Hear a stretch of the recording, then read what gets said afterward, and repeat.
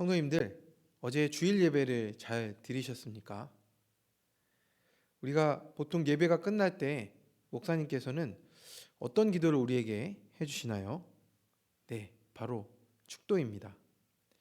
축도 안 받으면 예배 안 드린 것 같은 느낌이 들기도 하시죠? 그런데 느낌이 중요한 건 아니고요. 성도님들께서 축도가 어떤 의미인지 잘 알고 계시는 게 더 좋습니다. 축도는 이 예배를 통해서 하나님께서는 영광을 받으시고 또 삼위일체 하나님께서 이제 다시 한 주간 세상 속으로 파송되는 우리와 함께 하심을 간구하며 복을 선포하는 기도입니다. 여기서 중요한 것은 삼위일체 하나님이 우리를 세상으로 다시 파송하는 것에 있습니다. 오늘 본문은 우리에게 우리가 누구의 보내심을 받고 살아가는지, 그리고 그 일들 가운데 어떤 지혜와 마음으로 감당해야 할지를 잘 보여주고 있습니다. 오늘 4절 본문을 보면 바나바와 사울이 길을 떠납니다. 두 사람이 성령의 보내심을 받아 실루기아에 내려가 거기서 배 타고 구브로에 가서, 여기서 한 가지 정리할 것이 있습니다. 파송은 누가 하는 것입니까? 1절에서 3절에 분명히 안디옥 교회가 안수하여 보냈다라고 되어 있습니다. 그것은 파송했다는 의미도 있지만 사실은 놓아준 것, 풀어준 것입니다. 그런데 여기서는 성령의 보내심을 받아라고 되어 있습니다. 그러니까 진짜 보내신 분은 성령님이라고 하는 겁니다. 파송은 성령 하나님께서 하시는 것입니다. 우리는 교회가 선교사를 파송하는 것으로 보통 생각을 합니다. 하지만 깊이 들어가 보면 그게 아니라 모든 영혼의 구원을 위해 작정하시고 사람을 파송하시며 곳곳에서 일하시는 분은 바로 성령님이라는 것입니다. 오늘 우리도 마찬가지입니다. 그러면 오늘 한 주간 우리의 모든 삶은 누구의 보내심을 받았다라는 겁니까? 바로 삼위일체 하나님의 보내심을 받았고 그분을 위해 맡기신 일들을 감당하러 보내진 것입니다. 내가 있는 자리는 내 스스로 있어진 자리가 아니라 하나님께서 보내신 자리라는 것입니다. 이제 바나바와 바울은 실루기아라는 항구에서 배를 타고 구브로로 갑니다. 바나바의 고향이 바로 이 구브로이기 때문입니다. 이 구브로라는 곳은 지중해 북동쪽의 키프로스라고 생각하시면 됩니다. 그곳은 바나바의 고향이었고 바나바의 가족과 친지들에게도 복음을 전하고 싶은 마음에 들리게 된 것 같습니다. 두 사람은 살라미에 도착해서 유대인의 회당으로 먼저 들어가서 복음을 전합니다. 이때 요한도 함께 했다고 되어 있는데 그는 사도행전 12장에 나오는 바나바의 조카이고 마가복음의 저자인 마가라 하는 요한입니다. 그가 이때부터 동행을 하게 되는 겁니다. 자, 그러면 6절에 보면 바나바와 사울은 이제 구브로의 살라미라는 동쪽 항구에서부터 복음을 전하기 시작하면서 서쪽으로 가로지르면서 복음을 전하다가 바보라는 곳에 도착합니다. 여기서 바보라고 하는 지명은 영어로 페이포스, 헬라어로는 파포스라고 합니다. 우리 발음으로는 바보라고 번역이 되었습니다. 이곳에 역사적으로 살펴보면 로마 제국 산하에서 온갖 못된 짓을 다 할 수 있었던 아주 더럽고 추한 일들이 벌어지는 본거지였다라고 합니다. 그래서 바보 사람들, 파피안이라고 하면 더러운 동네 사람, 이런 식의 안 좋은 의미였습니다.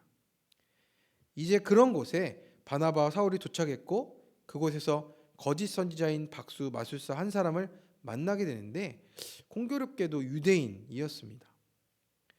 유대인인데도 불구하고 여기에 와서 마술사 노릇을 하고 있습니다. 그런데 이 사람은 그 섬의 총독 옆에서 점을 쳐주면서 살고 있었다라고 합니다. 7절 말씀에 보면 그가 총독 서기오 바울과 함께 있으니 서기오 바울은 지혜 있는 사람이라 바나바와 사울을 불러 하나님의 말씀을 듣고자 하더라. 이 로마 시대의 고급 관리들은 다 이런 박수무당을 하나씩 끼고 있었다라고 합니다. 영적으로 얼마나 혼탁했겠습니까? 이 섬의 총독인 서기오 바울이라는 사람은 비록 로마 원로회에 의해서 파견되어서 이 좁은 곳에 와서 권력을 쥐고 살았지만 마음속에 뭔가 영적인 갈급함이 있었던 것 같습니다.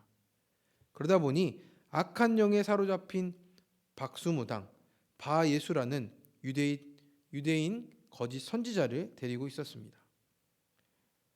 성도님들, 사람이란 존재는 죄를 마구 지으면서 살다가도 마음속 깊은 곳에서부터 이러면 안 되는데 라는 마음이 들게 되어 있습니다. 최악의 죄를 짓는 사람도 마음속에 그런 게 다 있습니다. 많은 것을 누리며 가지고 사는 사람도 마음 한복판에는 그런 공허와 갈망들이 있습니다. 서기오 바울 총독도 그런 것 같습니다. 채워지지 않는 갈급함이 있었습니다. 그러다 소문을 듣습니다. 낯선 두 사람이 대륙에서 섬으로 왔는데 그 사람들이 전하는 말은 뭔가 다르더라. 신령하고 생명력도 있고 사람이 회복되고 구원의 능력이 있더라. 라는 이런 소문을 듣고 바나바와 사울을 초대한 겁니다. 7절에서 서기오 바울에게 지혜가 있다라고 했는데 성도님들, 바로 이것이 지혜입니다. 하나님을 구하고 찾는 것, 그것이 지혜라는 것입니다. 그래서 그는 하나님의 말씀을 듣고자 했습니다. 그런데 그때 어떻게 됩니까? 8절입니다. 이 마술사 엘루마는, 이 이름을 번역하면 마술사라, 그들을 대적하여 총독으로 믿지 못하게 힘쓰니. 이 엘루마가 누굽니까? 유대인이면서 이름은 바예수, 구원의 아들이라 하지만 거짓 선지자이며 마술사입니다. 서기오 바울 총독과 바예수 사이에는 이익관계가 있었습니다. 총독은 고위층 사람이고 그 앞에서 점을 칠 때마다 복채가 굴러 들어오는데 이 총독이 복음을 듣고 정신을 차리면 이 모든 것이 없어지는 겁니다. 그래서 이 마술사는 바나바와 바울의 말에 귀 기울이지 못하게 온 힘을 다해서 방해하는 겁니다. 그렇지 않으면 자신의 돈줄이 끊어지기 때문입니다. 성도님들, 우리도 하나님의 말씀을 듣고자 하면 우리 내면에 생기는 엘루마 같은 일이 생기기도 합니다. 우리의 이익과 편안함 또는 모든 인간관계 속에서 내 이익과 또 편안함에 기대게 되면 하나님의 말씀을 들을 수가 없게 됩니다. 우리는 하나님을 찾고 구하는 지혜의 삶을 살아야 할 줄로 믿습니다. 그러자 바울이 이제 놀라운 선포를 합니다. 바울이라고 하는 사울이 성령이 충만하여 그를 주목하고 이르되 모든 거짓과 악행이 가득한 자요 마귀의 자식이요 모든 의의 원수여 주의 바른 길을 굽게 하기를 그치지 아니하겠느냐. 신약 성경 어디를 봐도 바울이 전도하거나 사역하는 과정에서 이토록 강하게 저주를 한 적은 없습니다. 그런데 거긴 이유가 있습니다. 바울은 이 박수무당 바예수 그 사람 자체에 대해서 분노한 게 아닙니다. 그랬다기보다 그 영혼을 사랑했기 때문에 그 박수무당을 짓누르고 있는 그 어둠의 권세에 대해서 강하게 분노하고 있는 겁니다. 이 박수무당이 문제가 아니라 예수 안 믿는 사람이 문제가 아니라 그 사람을 잡고 있는 자, 어둠의 권세를 잡은 자, 그 사탄의 존재를 꾸짖고 있는 겁니다. 저와 성도님들도 마찬가지입니다. 우리는 사람을 볼 때 그 사람의 자체만 보는 것이 아니라 그 사람을 붙잡고 있는 그런 영적인 권세가 무엇인지 그 실체를 정확하게 보아야 합니다. 바울은 성령의 보내심을 받아서 성령이 충만하여서 그곳에 갔습니다. 그는 성령께서 하시는 일을 따르고 있습니다. 성령께서 바울로 하여금 어둠의 권세에 짓눌린 이 한 영혼을 보게 하십니다. 그냥 분노하고 지나갈 수 있었는데 사탄에게 사로잡힌 그 불쌍한 영혼이 보인 겁니다.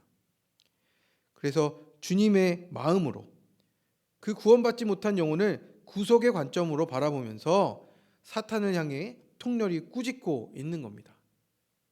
그때 어떤 일이 벌어집니까? 보라, 이제 주의 손이 내 위에 있으니 내가 맹인이 되어 얼마 동안 해를 보지 못하리라. 즉시 안개와 어둠이 그를 덮어 인도할 사람을 두루 구하는지라. 이에 총독이 그렇게 된 것을 보고 믿으며 주의 가르치심을 놀랍게 여기니라. 성도님들, 우리의 일상생활은 매일 편안한 삶이 아닙니다. 사실은 우리의 매일의 삶은 영적 전쟁이 치러지고 있습니다.